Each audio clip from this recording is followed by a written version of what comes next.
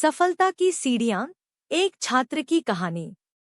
अर्जुन ने निराशा से अपने परीक्षा परिणामों को देखा। वह अपने पिछले कुछ सेमेस्टरों में लगातार कमजोर प्रदर्शन कर रहा था और अब उसे लगने लगा था कि वह अपने शैक्षणिक लक्ष्यों को कभी भी प्राप्त नहीं कर पाएगा। उसने अपने कमरे में बैठकर अपने भविष्य के बारे में चिंता करना शुरू कर दिया। वह जानता था कि उसे कुछ करना होगा, लेकिन वह अकेले कैसे सुधार कर सकता था। एक दिन जब वह लाइब्रेरी में अपने पाठ्यक्रम की किताबें पढ़ रहा था, तो उसकी नज़र एक पोस्टर पर पड़ी जिस पर लिखा था, अध्ययन समूह बनाएं और अपने साथियों के साथ मिलकर सीखें। यह एक प्रेरणादायक विचार लगा। अर्जुन ने सोचा, यदि मैं अपने दोस्तों के साथ मिलकर काम करूं, तो शायद मैं अपने अध्ययन में सुधार कर सकूं। अर्जुन ने तुरंत कार्रवाई करना शुरू कर दिया। उसने अपने वर्ग के सबसे अच्छे छात्रों में से 2 को चुना, प्रिया और राज। प्रिया एक बहुत ही मेधावी छात्रा थी, जबकि राज एक आलसी छात्र था जो अक्सर कक्षा में उपस्थित नहीं होता था। अर्जुन को लगा कि यदि वह इन दोनों को अपने साथ जोड़ सकता है, तो वह अपने अध्ययन में काफी सुधार कर सकता है। अर्जुन ने प्रिया और राज से मिलने का समय निर्धारित किया। वह थोड़ा नर्वस था, क्योंकि वह जानता था कि वे दोनों उससे काफी अलग थे। लेकिन जब वह उनसे मिला, तो उसे आश्चर्य हुआ कि वे दोनों उसके प्रस्ताव पर सहमत हो गए। मुझे लगता है कि यह एक अच्छा विचार है, प्रिया ने कहा। हम सभी मिलकर काम करके एक दूसरे की मदद कर सकते हैं। राज थोड़ा संकोचित लग रहा था, लेकिन उसने कहा, ठीक है, मैं भी शामिल हो जाता हूँ। मुझे लगता है कि यह मेरी मदद कर सकता है। अर्जुन खुश था कि उसका प्लान काम कर गया। उन्होंने मिलकर पहली अध्ययन बैठक की तारीख और समय तय किया। अर्जुन ने कहा, हम सभी मिलकर अपने अध्ययन में सुधार करने के तरीकों पर चर्चा करेंगे। मुझे लगता है कि यह हमारी मदद कर सकता है। पहली बैठक में तीनों छात्र थोड़े नर्वस और अस्पष्ट महसूस कर रहे थे। उन्होंने अपने अध्ययन की समस्याओं और चुनौतियों के बारे में बात की, लेकिन कुछ असहमतियां भी उभर कर आईं। प्रिया ने कहा, मुझे लगता है कि हमें अपने अध्ययन के लिए एक स्पष्ट रणनीति बनानी चाहिए। राज ने जवाब दिया, लेकिन मुझे लगता है कि हमें अपने अध्ययन के लिए अधिक लचीलापन की भी जरूरत है। अर्जुन ने देखा कि समूह के सदस्यों के बीच कुछ तनाव था। उसने कहा, चलो, हम एक दूसरे की मदद करने के तरीकों पर चर्चा करते हैं। हम सभी अलग अलग तरह से सीखते हैं, लेकिन यदि हम मिलकर काम करें, तो हम एक दूसरे से बहुत कुछ सीख सकते हैं। धीरे धीरे समूह के सदस्य एक दूसरे को बेहतर समझने लगे। उन्होंने अपने अध्ययन की रणनीतियों और तकनीकों पर चर्चा करना शुरू कर दिया। प्रिया ने प्रभावी अध्ययन आदतों और समय प्रबंधन के बारे में बताया। राज ने अपने अनूठे समस्या समाधान दृष्टिकोण को साझा किया, और अर्जुन ने अपनी चुनौतियों और निराशा के बारे में खुलकर बात की। समूह के सदस्य धीरे धीरे एक दूसरे के करीब आने लगे। वे महसूस करने लगे कि वे अकेले नहीं हैं और कि उनके साथी उनकी मदद करने के लिए वहां हैं। उन्होंने एक दूसरे के साथ अपने अनुभवों को साझा करना शुरू कर दिया और एक दूसरे की मदद करने के तरीकों पर चर्चा करने लगे। अध्ययन समूह की पहली बैठक के अंत में तीनों छात्र एक दूसरे के करीब आ गए थे। उन्होंने महसूस किया कि यह एक नई शुरुआत है, जहां वे मिलकर काम करके अपने शैक्षणिक लक्ष्यों को प्राप्त कर सकते हैं।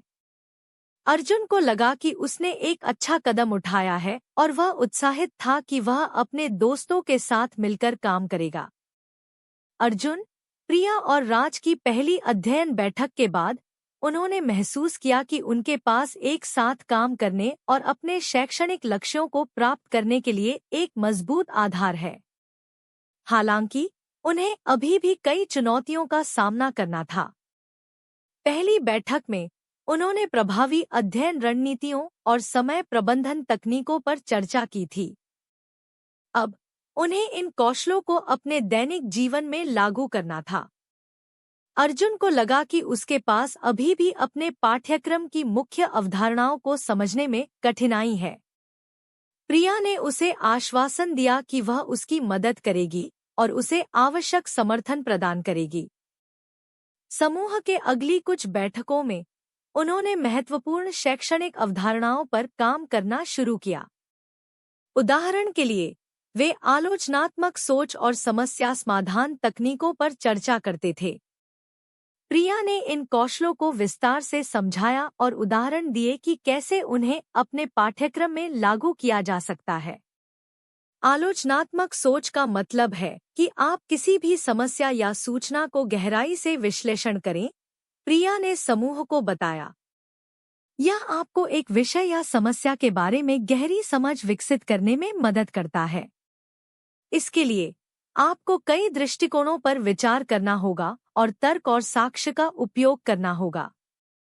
राज ने कहा, यह मुझे याद दिलाता है कि जब मैं गणित की समस्याओं पर काम करता हूँ, तो मुझे कई तरह के दृष्टिकोण और विकल्पों पर विचार करना होता है। यह मुझे सही समाधान तक पहुँचने में मदद करता है। अर्जुन ने कहा, मुझे लगता है कि इस तरह की सोच मेरे लिए कठिन होगी। मैं अक्सर सबसे पहला समाधान ढूंढने की कोशिश करता हूँ।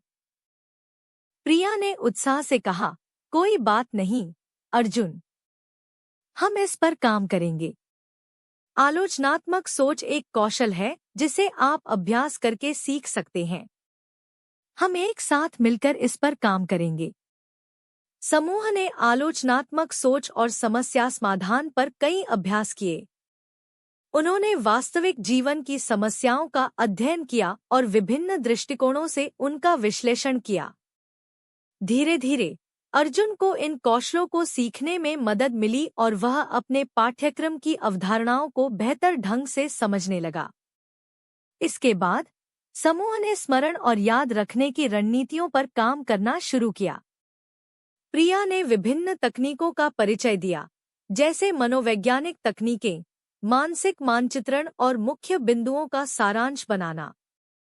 याद रखना एक कौशल है जिसे आप अभ्यास करके सुधार सकते हैं, प्रिया ने समझाया।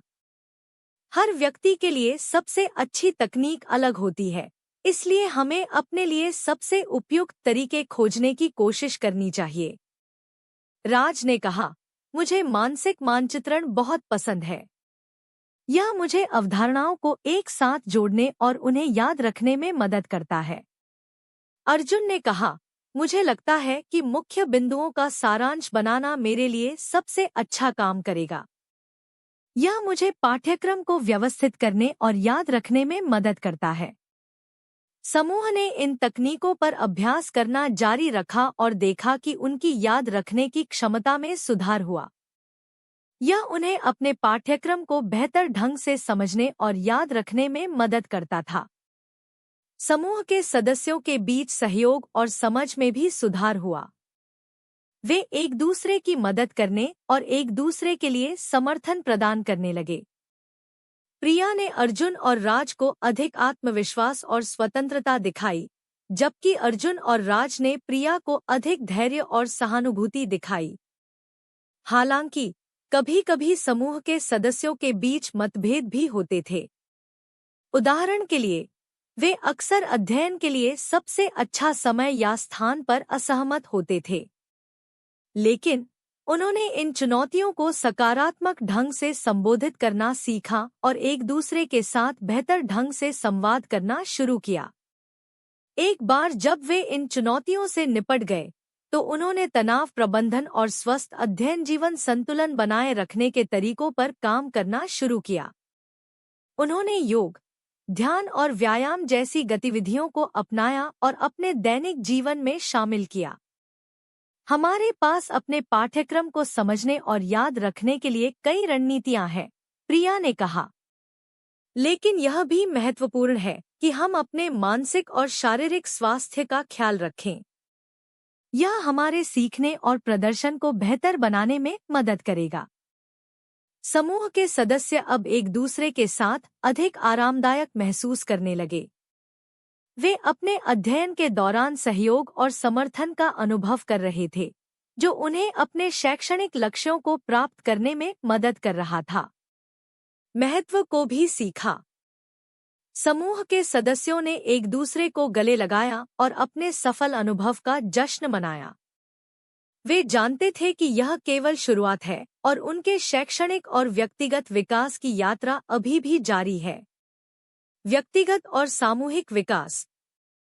परीक्षा के परिणाम घोषित होने के बाद अर्जुन, प्रिया और राज ने देखा कि उनका प्रदर्शन बहुत अच्छा था।